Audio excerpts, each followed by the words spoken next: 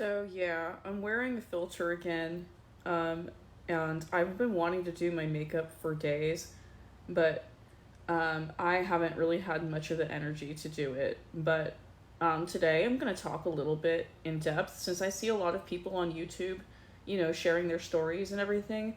I figured today that I would share some of my story with you guys because it's been very interesting over here. So, for those who don't know my situation, I live in a group home, and I think most of you know that sometimes these environments can be somewhat unsafe. What I mean by that is that you're dealing with a lot of different people of different backgrounds and different psychological issues going on, and it can be hard to just get lumped into the mix, I guess, of just different just you're when you're like a sensitive person already and you feel into vibes of other people and feel into energies like an empath basically, and you're in an environment like this, it's very hard to navigate. Like I'm up right now at 2 in the morning, basically can't sleep, um because the vibes in this building are so off. And not only that, but like people in here could be dangerous at times or have been in the past. There was a woman in here who had someone chase them with a knife that was in our house and just got kicked out. So like I shit you not, but I had a dream basically like she came through in my dream. The woman that was like running from this other woman who was terrified and had to basically call the cops. She was coming through in my dreams and I could sense her like feeling of fear while that woman was still staying here that chased her with a knife. Like her energy was picking up in my dreams. I'm so extrasensory like that. I can basically like read into energies around me through my dreams and all types of other shit. I've predicted things that happened to people in my dreams before they happened. So yeah, having like psychic abilities and being in this environment is so tormenting at times. Not to mention there's a lot of like leftover negative energy in this building, and I'm forced right now by housing and money and just being stuck with like people controlling my money and all this other stuff. I'm like stuck here and I can barely go to sleep at night. I don't actually think it's good for me to be alone in this environment because you really just never know what people are going to try to do. I don't trust the people in my neighborhood a lot, like the ones that just roam around and are unfortunately using and all this other stuff. It's like a very dark environment to live in. I don't think people understand unless they've literally been put through housing like Section 8 and stuff like that and had them screw you over. I had two apartments basically and lost them both.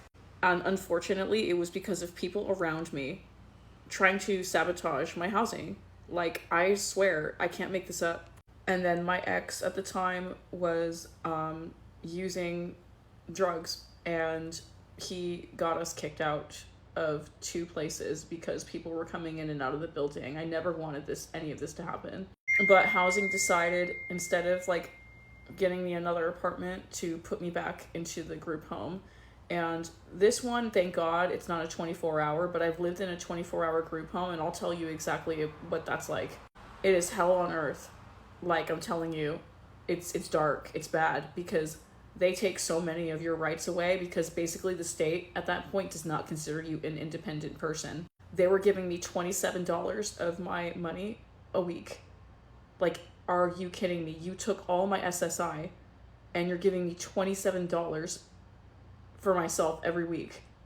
I've lived through some shit as far as housing, and yeah, I'm very grateful to not be unhoused. I just want to say this right now, because I have some friends on here who are homeless, and I try to support them as much as I can because that is such a horrible situation to be in as well. And I definitely count my blessings that I get to have a place to stay. Like, thank God. But it just doesn't make sense to me that they moved me back. Like, housing usually doesn't even do that at all. Move people from independent living back to non-independent living. This isn't much of a thing. and I haven't even heard of people doing this, so it felt like personal to me too. I'm really not a loud, destructive person at the end of the day. But I have been angry that I got put into this situation, and a few times when I got put here, I ended up freaking out. But not to mention, here's the weird part of this place too that I don't understand. They say this is an independent group home, but then we've got like doors, like locks on the door that look like prison cell doors. It's so weird. And then we've got like showers that look like prison showers. It is overall a really nice place, like a really nice kind of house to be in. But the fact is, like, there are certain freedoms that get restricted when you go into a group home, even if it's a 24-hour, because they go out of their way to try to control people's money. I've seen it happen to another person as well. Someone that they didn't have a representative payee, which means like someone else handles your money for you through the state, but they were pressuring this person to get under rep payee when they were handling their own money. I personally think that that's wrong, and if someone doesn't want someone else's hands on their money, they should be able to say, no, motherfucker. But a long time ago, I got signed up for rep payee, like a long time ago, and it has been a struggle to get like independence over my money. Even really had it to begin with, any independence over my SSI. There was always someone else handling it, which I also really don't. Was younger and was more naive about these things. That's when they signed me up for rep payee, which is also a red flag. It was family too.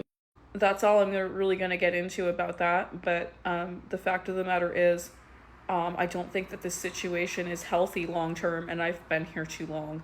I have been living in this place for 3 years. Even like my ex-boyfriend, who I'm talking to, is telling me like, this is just so weird. He's like, why did they even put you there to begin with? You don't even belong in a place like that where people are doing crazy stuff, like doing drugs or stealing from other people or chasing people with knives. Like, no offense, I understand trauma and other things like that, and I understand like drug addiction, and I'm not judging people, but why are you putting like people together like that? Some who are not even doing anything like that at all. There's like definitely a lot of us in here that don't do bad stuff like that, but it's dangerous for people, and I just don't understand why they needed to lump so many people together and have this innate urge to control their SSI. Like, what? And we barely get enough money as it is, but they take it out for rent. That's fine, you know, I get it. It's just the whole situation feels so off, and I wish that I could move so badly, but I'm not financially free because they are handling my money, and I don't know who to talk to about this. I don't know like who can advocate for me on this. I was told, I guess, that you can talk to your doctor about that. I think maybe that should be the next step, is just to tell my doctor to sign something over, like a note or something that says I can handle my own SSI money. But yeah, I've been living off SSI and living in Boston housing for the last 12 years of my life. I think that there's a lot of good with these programs, but ultimately I felt very held back by it. There's just alone the fact that these people hold on to my money and don't let me make many decisions for that. Like, that's wrong, and something's wrong with that. And even some of the staff are starting to talk about that here, that's wrong, that we have to go through that. But I don't even think legally that we have to go through that. I think something weird and sketchy and illegal is involved in this. Because why is it that as soon as people move in, you want to start talking about handling their money? That's so shady. I've had a broken door that doesn't fully close for a month now because no one's come to fix it. But sure enough, when they wanted to fix something and it was like crucial for them to not lose their job, they came in and like wanted to paint the room when I barely got any sleep. Came in at like 8 a.m. But I really do feel for the unhoused, so I'm not trying to be ungrateful or anything. It's great that I have a room to stay in, but the energy in this house is so off. So since many people are sharing their stories on here, I figured I'd go into a little bit of detail of my living situation right now and how I really want to move, even just across the state. I want to change so bad in my living situation. I want to get out of